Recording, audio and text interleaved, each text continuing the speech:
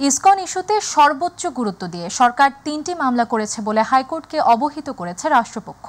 পরে দেশের জনগণের জানমালের যেন ক্ষতি না হয় সেদিকে সরকারকে তৎপর থাকার নির্দেশ দেন আদালত। রাষ্ট্রপক্ষের আইনজীবী মোহাম্মদ মনির উদ্দিন জানান, ইতোমধ্যে 10টি দেশে ইসকন নিষিদ্ধ করা হয়েছে। ইসকন বাংলাদেশেও নিষিদ্ধ করা এখন সময়ের দাবি। আপিলকারী আইনজীবীও নিরাপত্তাহীনতায় ভুগছেন বলে জানান তিনি। ইসকন সারাও তাদের গুরুকুল আছে, তারা সেখানে শিক্ষা নিবে, মন্দির আছে তারা সেখানে প্রার্থনা দিবে। ইসকনের এখানে তাদের কোর্ট অবমাননা থেকে শুরু করে আইনজীবী হত্যার মাধ্যমে তারা অলরেডি আমরা গত 5-7 বছর থেকে তাদের নিয়ে খুব সন্দেহ প্রকাশ করছিলাম যে তারা একটা কিছু করতে পারে। এখন তারা রাষ্ট্রযন্ত্রকে অস্থির করার জন্য তারা তাদের এজেন্ডাগুলো অলরেডি বাস্তবায়ন করে যাচ্ছে। কিন্তু আমাদের রাষ্ট্রের স্বাধীনতা সার্বভৌমত্ব রক্ষার জন্য আমরা যদি এখনই ইসকনকে নিষিদ্ধ না করি, এটা ভবিষ্যতে রক্তের হোলি খেলার মধ্যে দিয়ে নিষিদ্ধ হবে। এদিকে চিন্ময় কৃষ্ণ দাসকে অনেক আগে ইসকন থেকে স্থায়ীভাবে বহিষ্কার করা হয়েছে বলে জানিয়েছেন ইসকনের সাধারণ সম্পাদক চারুচন্দ্র দাস ব্রহ্মচারী। দুপুরে স্বামীবাগ আশ্রমের সংবাদ সম্মেলনে তিনি বলেন, চিন্ময় কৃষ্ণের কার্যক্রম সম্পূর্ণ তার ব্যক্তিগত, এর জন্য সংগঠন দায়বদ্ধ নয়। এ সময় সবাইকে শান্তি শৃঙ্খলা বজায় রাখার আহ্বান জানান চারুচন্দ্র দাস ব্রহ্মচারী। বলেন, চিন্ময় কৃষ্ণ দাসকে ঘিরে ভারতের মন্তব্যে বা অবস্থানের সঙ্গেও ইসকনের কোনো সম্পৃক্ততা নেই। কোনো দেশের কোনো ব্যক্তি চিন্ময়কে নিয়ে কি উদ্যোগ নিল বা কি বলল তার জন্য ইসকন দায়ী নয়। 2024 ইংরাজি তারিখে অফিসিয়াল বিবৃতির মাধ্যমে জানানো হয় যে চিন্ময় কৃষ্ণ দাস, চন্দন কুমার ধর ইসকন বাংলাদেশের মুখপাত্র নন। তাই তার বক্তব্য সম্পূর্ণ তার ব্যক্তিগত। অতএব নীরাজ গৌর দাস, স্বতন্ত্র গৌর দাস ও চিন্ময় কৃষ্ণ দাসের বক্তব্য এবং কৃতকর্মের জন্য ইসকন বাংলাদেশ কোনোভাবেই দায়ী নয়। অ্যাডভোকেট সাইফুল ইসলাম আলিফকে কুপিয়ে হত্যার প্রতিবাদে আজও চট্টগ্রামে কর্মবিরতি পালন করছে জেলা আইনজীবী সমিতি। এর ফলে চট্টগ্রাম আদালতের সব ধরনের কার্যক্রম বন্ধ রয়েছে। কোনো মামলা পরিচালনা করছেন না আইনজীবীরা। সকাল থেকে চট্টগ্রাম আদালতের এজলাসে কোনো মামলার শুনানি হয়নি, ফলে বিচারিক কার্যক্রমও স্থগিত রয়েছে। আইনজীবীদের দাবি, চট্টগ্রাম আদালত চত্বরে সাইফুল ইসলাম আলিফের মতো হত্যাকাণ্ড এই প্রথম। তাই এই ঘটনার সঙ্গে জড়িতদের আইনের আওতায় এনে দৃষ্টান্তমূলক শাস্তি নিশ্চিত করতে হবে। এদিকে চট্টগ্রাম আদালত এলাকায় সংঘর্ষে পুলিশের উপর হামলার ঘটনায় পৃথক 3টি মামলা হয়েছে।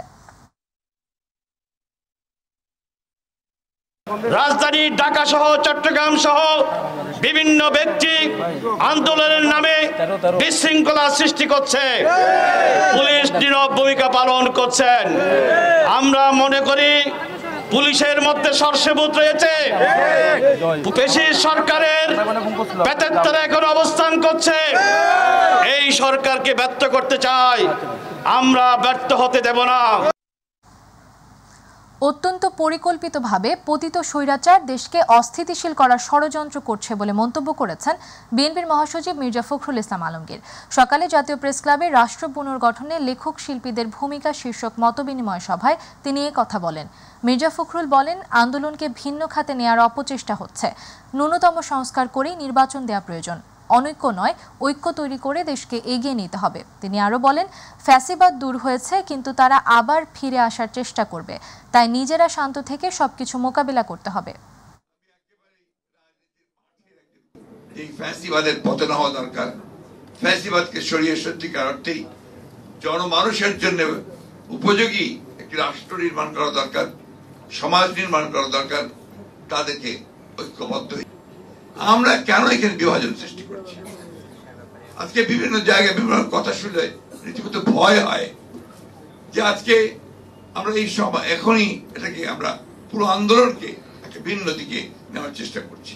আমি খুব নির্মাণের জন্য যে সংস্কারগুলো প্রয়োজন, সেই সংস্কারগুলো ন্যূনতম করে আমরা একটা সেই ধরনের একটা রাষ্ট্র গঠন করার জন্য নির্বাচন করে একটা পার্লামেন্টে যাই।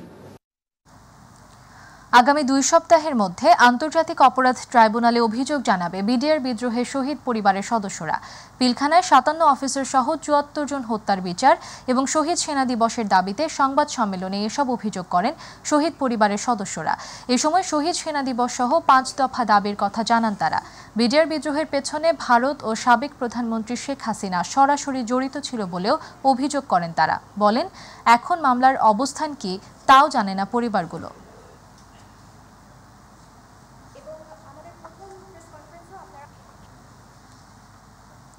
দর্শক, এই মুহূর্তে মহাখালী আছেন সহকর্মী নুসরাত শারমিন, সরাসরি যুক্ত হচ্ছি তার সাথে। নুসরাত, বিডিআর বিদ্রোহে শহীদ পরিবারের সদস্যরা সংবাদ সম্মেলনে আর কি বলেছেন আমাদের জানান।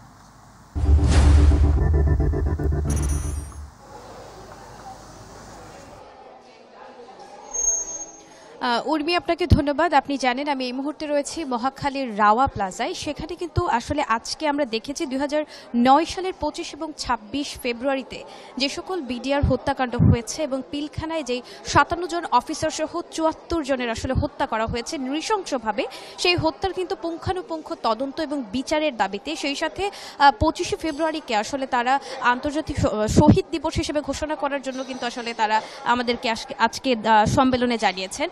আর আরও কিন্তু তারা এই সম্মেলনে 6টি দাবি উত্থাপন করেছেন। আমার সঙ্গে এই মুহূর্তে রয়েছেন শহীদ লেফটেন্যান্ট কর্নেল মুজিবুল হকের সহধর্মিনী। আমরা আসলে 6টি দাবি তার মুখ থেকেই দর্শকদেরকে একটু জানানোর চেষ্টা করব। আসলে প্রথম দাবি ছিল হচ্ছে সুষ্ঠু বিচারের স্বার্থে নতুন কমিটি গঠন করার প্রস্তাবকে নিয়ে ইনকোয়ারি কমিশন গঠনের অগ্রগতি কি হচ্ছে সেটা আমাদেরকে জানানো। আর দ্বিতীয় দাবি ছিল হচ্ছে আগের যে পাবলিকেশন হয়েছে যে ইনকোয়ারি সেগুলাকে পাবলিকলি প্রচার করার জন্য।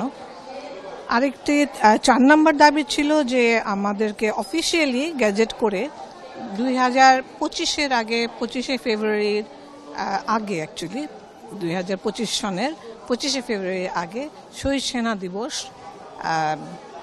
ঘোষণাটাই শহীদ সেনা দিবস হিসাবে দিবসটিকে ঘোষণা দেওয়া হোক এবং সমস্ত দেশ জুড়ে যেন পতাকা অর্ধনিমিত থাকে শহীদদেরকে শ্রদ্ধা জানানোর জন্য।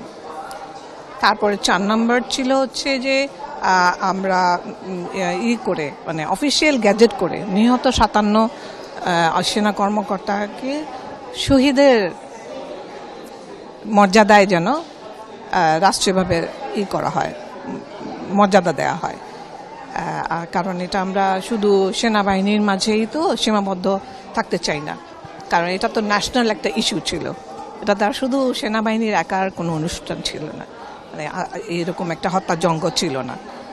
আর 5 নম্বর হচ্ছে আমাদের চাওয়া যে উপযুক্ত সময়ে সিলেবাসে পাঠ্যপুস্তকে যেন এই পিলখানার ঘটনাটাকে সুষ্ঠুভাবে জানিয়ে মানে তদন্ত করে ঠিক ঘটনাটাকে যেন সিলেবাসে রূপান্তর করে এবং এটা সব প্রজন্মের জন্য জানা দরকার, কারণ এটা একটা ঐতিহাসিক ঘটনা বলতে গেলে আমাদের দেশ ও জাতির জন্য, মানে এমন কোনো নেই। আর 6 নম্বর হচ্ছে যে ন্যায় বিচার খুব তাড়াতাড়ি সুষ্ঠুভাবে একটি ন্যায় বিচার করে দেশে একটি মানে ন্যায় বিচার করে যারা দোষী না তাদেরকে বিচার থেকে মুক্ত করে দেওয়া হোক। ধন্যবাদ উর্মি। আপনি দেখছিলেন উনি কিন্তু আমাদেরকে 6টি দাবির কথা জানিয়েছেন, আর আজকে স্বজনরা কিন্তু আলাদাভাবে তাদের বক্তব্য উপস্থাপন করেছে আমাদের কাছে। সেই বক্তব্যে আমরা দেখেছি তৎকালীন ফ্যাসিস্ট সরকার শেখ হাসিনা এবং তার দোসরদের নাম উল্লেখ করে কিন্তু তারা দ্রুত সময়ের মধ্যে তাদের আসলে বিচারের দাবি জানিয়েছেন এবং আমাদেরকে বলেছেন আন্তর্জাতিক অপরাধ ট্রাইব্যুনালে তারা হচ্ছে সকলের নাম মেনশন করে আলাদাভাবে তারা মামলা করবেন। সেই সাথে যারা আসলে তৎকালীন সরকারকে সমর্থন জানিয়েছেন মিলিটারির সদস্য যারা রয়েছে ঊর্ধ্বতন কর্মকর্তা তাদের বিরুদ্ধে, এবং আরও একটি ব্যাপার এখানে থাকে সেটি হচ্ছে সাংবাদিকরা যারা আসলে অপপ্রচার করেছেন তারা কিন্তু এই হুঁশিয়ারি আমাদেরকে দিয়েছেন আসলে সকলের বিরুদ্ধে আসলে নাম মেনশন করে তাদের কাছে তালিকা রয়েছে এবং সেই তালিকা ধরে ধরে তারা আন্তর্জাতিক অপরাধ ট্রাইব্যুনালে আসলে মামলা করবেন। এবং আরও একটি ব্যাপার এখানে আপনাকে জানিয়ে রাখি, দর্শকদেরকেও জানাতে চাই, সেটি হচ্ছে তারা কিন্তু আমাদেরকে জানিয়েছেন ভারত সরকারের আসলে ভারতের বিশাল একটি হাত রয়েছে এই বিডিআর হত্যাকাণ্ডে। বিডিআর হত্যাকাণ্ডকে আসলে নানাভাবে প্রভাবিত করা হয়েছে এবং 5ই আগস্টের পর থেকে আসলে তারা নতুন আশার প্রদীপ আসলে তাদের মনে প্রজ্বলন হয়েছে এবং তারা আমাদেরকে বলেছেন যে তারা আসলে নতুনভাবে আশার আলো দেখেছেন। তারা চান যে সুষ্ঠু তদন্ত করে এর পুঙ্খানুপুঙ্খ বিচার যেন করা হয়। আগে তারা আসলে বিচার পায়নি, আগে তারা হচ্ছে আমাদেরকে যেটি জানিয়েছেন যে ফ্যাসিস্ট সরকারের দোসররাই আসলে রাষ্ট্রপক্ষের আইনজীবী হিসেবে ছিলেন, যার কারণে আসলে কিছুদিন পর পর সেটিকে আসলে বিভিন্নভাবে প্রভাবিত করেছেন, সুষ্ঠু তদন্তের দিকে তারা যায়নি। তো এই ব্যাপারে আসলে তারা অন্তর্বর্তী সরকারের হস্তক্ষেপ কামনা করেছেন এবং তারা আশাবাদী যে এবারে আসলে সুষ্ঠু তদন্তের মাধ্যমে পুঙ্খানুপুঙ্খ বিচার হবে। তো উর্মি, আমার কাছে এই ছিল রাওয়া কনভেনশন সেন্টার থেকে সর্বশেষ তথ্য। ফিরছি আপনার কাছে। নুসরাত, আপনাকে ধন্যবাদ। দর্শক, বিডিআর বিদ্রোহী শহীদ পরিবারের সদস্যদের সংবাদ সম্মেলন থেকে সরাসরি যুক্ত ছিলেন সহকর্মী নুসরাত শারমিন। গাজীপুর কালিয়াকৈরের চন্দ্রা এলাকায় বকেয়া বেতনের দাবিতে ঢাকা টাঙ্গাইল মহাসড়ক অবরোধ করে বিক্ষোভ করেছে মাহমুদ জিন্স লিমিটেড নামে একটি কারখানার শ্রমিকরা। ওই মহাসড়কের উভয় পাশে যানবাহন চলাচল বন্ধ হয়ে ভোগান্তিতে পড়েছেন সাধারণ মানুষ। সকাল ৯টার দিকে মাহমুদ জিন্স লিমিটেড কারখানার শ্রমিকরা বকেয়া বেতনের দাবি জানিয়ে বিক্ষোভ শুরু করেন। পরে বিক্ষুব্ধ শ্রমিকরা চন্দ্রা ফ্লাইওভারের সংযোগে সড়কের উভয় পাশে অবরোধ করে। এতে ওই সড়কে যানবাহন চলাচল বন্ধ হয়ে তীব্র যানজট সৃষ্টি হয়। খবর পেয়ে পুলিশ ও সেনাবাহিনীর সদস্যরা ঘটনাস্থলে গিয়ে শ্রমিকদের সাথে কথা বলে পরিস্থিতি নিয়ন্ত্রণে আনার চেষ্টা করছেন। শ্রমিকরা জানান, গত মাসের বকেয়া বেতন এই মাসের ৭ তারিখের মধ্যে পরিশোধ করার কথা থাকলেও এখনও তা পরিশোধ করেনি কর্তৃপক্ষ।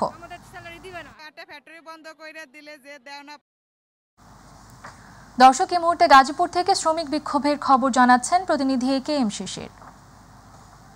জি, আপনি যেমনটা বলছিলেন, দীর্ঘ সময় পেরিয়ে গেলেও এখন পর্যন্ত কিন্তু ঢাকা টাঙ্গাইল মহাসড়কের যে শ্রমিক আন্দোলন সেটি কিন্তু এখনো শেষ হয়নি।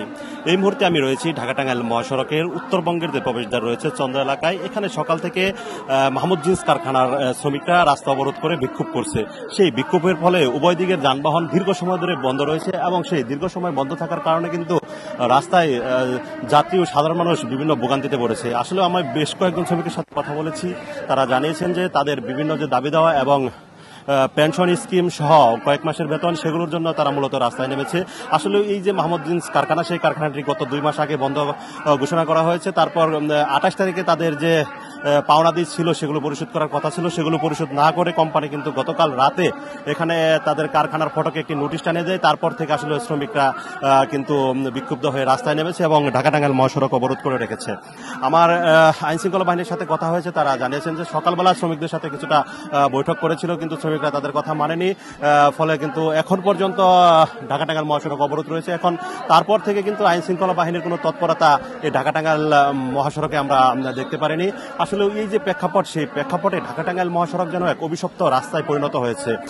প্রায় সময় এই রাস্তাটি বন্ধ থাকে, এতে সাধারণ মানুষ কিন্তু সবসময় ভোগান্তিতে পড়তে হয়। এই ঢাকা টাঙ্গাইল মহাসড়ক কিংবা গাজীপুরের যে শিল্পাঞ্চল রয়েছে, এই শিল্পাঞ্চলগুলো কিন্তু বিশেষ করে বেশ কয়েক মাস যাবতীয় কিন্তু উত্তপ্ত রয়েছে এবং সাধারণ মানুষের দাবি যেন তারা খুব দ্রুত সময়ে এই যে শিল্প কারখানার শ্রমিকরা রয়েছে তাদের যে পাওনাদি রয়েছে সেই পাওনাদি পরিশোধ করে ঢাকা টাঙ্গাইল মহাসড়কে যাতে নির্বিঘ্নে মানুষ যাতায়াত করতে পারে এবং সাধারণ মানুষের যাতে ভোগান্তি না হয়, সেটি কিন্তু সরকারের কাছে তারা দাবি জানিয়েছে।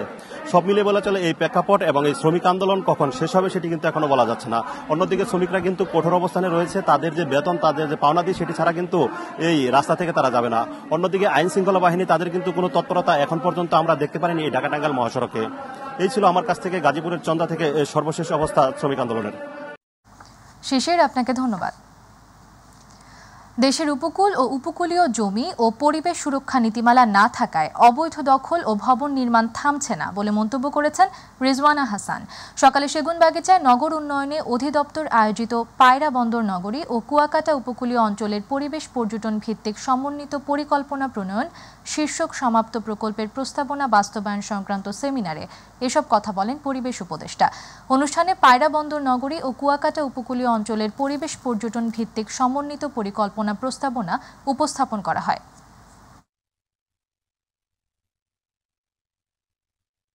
তো সেই ড্রাফটটাতে আমরা দুইজনে মিলেই গোটা দেশের জন্য একটা স্পেশাল প্ল্যানিং ম্যান্ডেটরি করার বিধানটা ইনক্লুড করতে পারি। আর আমরা আমাদের জন্মকাল থেকেই এই কথাটা শুনে যাচ্ছি যে একটা স্পেশাল প্ল্যানিং হবে, কৃষি জমি সুরক্ষিত হবে, কোনো কিছু আর সুরক্ষিত হয় না। আমার বোনও কেটে কেটে ওখানে মার্কেট বানায়, বাসা বানায়, কাজে একটা স্পেশাল জোনই আমাদের। আর এই লক্ষ্যেই আজকের যে পায়রা বন্দর নগরী এবং কুয়াকাটা উপকূলীয় অঞ্চল পরিবেশ পর্যটন ভিত্তিক সমন্বিত পরিকল্পনার ব্যাপারে আলোচনা, সেটা যেন কিছু প্রস্তাবনা এসেছে রিভাইজড আকারে আসে, যেন সেটা দীর্ঘমেয়াদী একটা রেজাল্ট আনতে পারে। চিকিৎসক সংকটে ভেঙে পড়ছে জামালপুরের বকশীগঞ্জ উপজেলা স্বাস্থ্য কমপ্লেক্সে চিকিৎসা সেবার কার্যক্রম। প্রায় ৬ লাখ মানুষের চিকিৎসা সেবা নিশ্চিত করতে ৫০ শয্যার এ হাসপাতালে পর্যাপ্ত ডাক্তার, অ্যাম্বুলেন্স না থাকায় রোগীর ভিড় সামলাতে হিমশিম খেতে হয় হাসপাতাল কর্তৃপক্ষের। লোকবল সংকটে দীর্ঘদিন ধরে বন্ধ রয়েছে এ হাসপাতালের অপারেশন কার্যক্রমও। জামালপুর প্রতিনিধি শামীম আলমের রিপোর্ট, জানাচ্ছেন সাইদুর রহমান আবির। বকশীগঞ্জ উপজেলা স্বাস্থ্য কমপ্লেক্সে রোগীদের এই ভিড় নিত্যদিনের। চিকিৎসক সংকটে রোগীদের চাপ সামলাতে চিকিৎসা সেবা দেয়া হচ্ছে উপসহকারী কমিউনিটি মেডিকেল অফিসারদের দিয়ে। ৫০ শয্যার এই হাসপাতালে ১৮ জন চিকিৎসকের বিপরীতে পদায়ন রয়েছে ১১ জনের। তার মধ্যে ৮ জন হাসপাতালে কর্মরত, আর বাকিরা বিভিন্ন জায়গায় ডেপুটেশনে রয়েছেন। ৭টি ইউনিয়ন ও একটি পৌরসভা নিয়ে গঠিত বকশীগঞ্জ উপজেলার প্রায় ৬ লাখ মানুষের স্বাস্থ্যসেবা দিতে হাসপাতাল কর্তৃপক্ষের হিমশিম অবস্থা।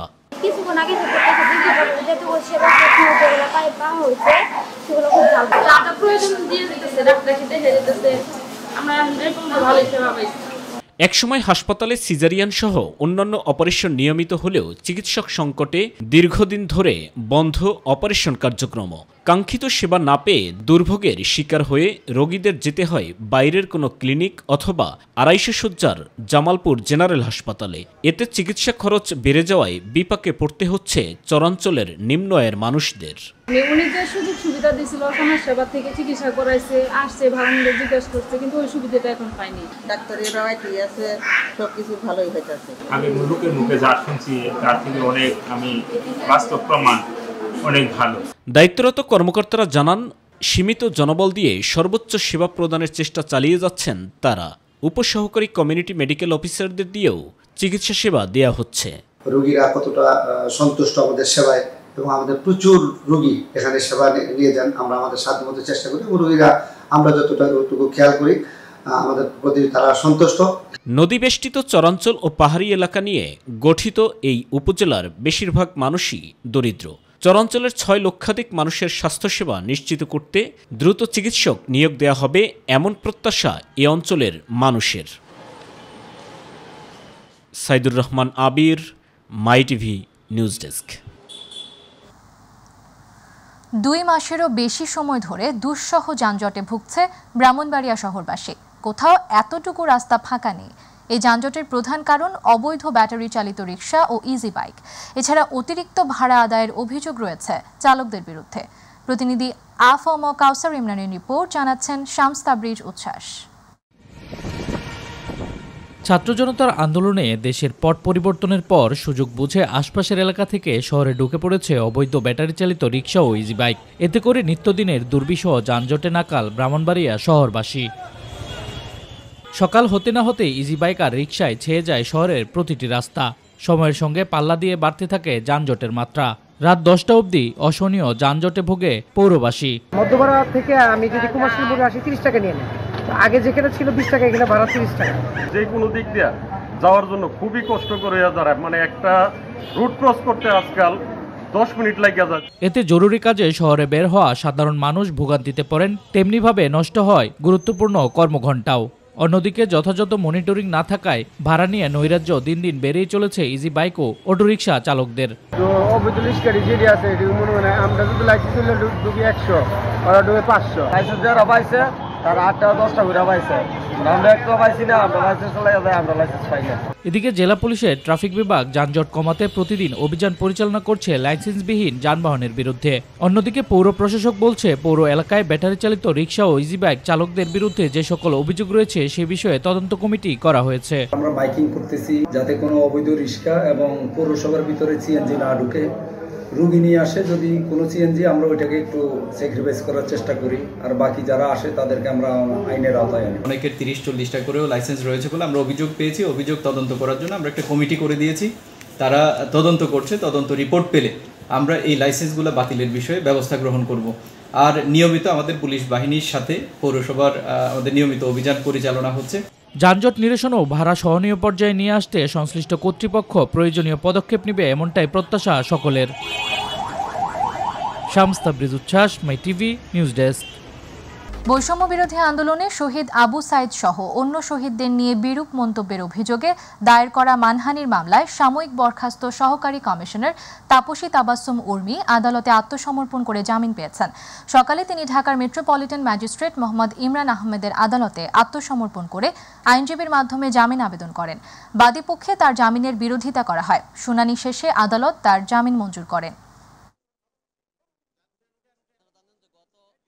এই আসামি সরকারের একজন সর্বোচ্চ পর্যায়ের কর্মকর্তা হওয়া সত্ত্বেও তিনি সরকার সম্পর্কে যে ধরনের বক্তব্য দিয়েছেন এবং এই জুলাই আগস্টের প্রথম শহীদ যিনি শহীদ আবু সাইদ সম্পর্কে যে ধরনের অবমাননাকর বক্তব্য দিয়েছেন, এর মাধ্যমে তিনি রাষ্ট্রে এক ধরনের উস্কানি এবং তিনি বিশৃঙ্খলা সৃষ্টির চেষ্টা করেছেন এবং আসামি আজকে হাজির হয়ে আত্মসমর্পণপূর্বক জামিনের আবেদন করেন।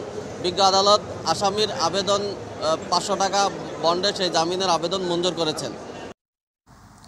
ভুয়া এলসির বিপরীতে 85,87,33,616 টাকা আত্মসাতের মামলায় হলমার্ক গ্রুপের চেয়ারম্যান জেসমিন ইসলামকে জামিন দেননি আপিল বিভাগ। তার জামিন আবেদনটি 3 মাস পর শুনানির জন্য আসবে বলে আদেশে বলা হয়েছে। এর মধ্যে দুদকের তদন্ত প্রতিবেদন আদালতে দিতে বলা হয়েছে। সকালে প্রধান বিচারপতি ডক্টর সৈয়দ রেফাত আহমেদের নেতৃত্বে 5 বিচারপতির আপিল বিভাগ এ আদেশ দেন। 2022 সালে জেসমিন ইসলামকে এই মামলায় জামিন নামঞ্জুর করেন হাইকোর্ট। এই আদেশের বিরুদ্ধে আপিল বিভাগে আবেদন করা হয়। এর আগে অর্থ আত্মসাতের মামলায় হাইকোর্ট বিভাগ 2019 সালের 10 মার্চ তাকে রুল মঞ্জুর করে জামিন দেন। এর বিরুদ্ধে দুদক আপিল করলে আপিল বিভাগ তার জামিন বাতিল করে 4 সপ্তাহের মধ্যে আত্মসমর্পণের নির্দেশ দেন।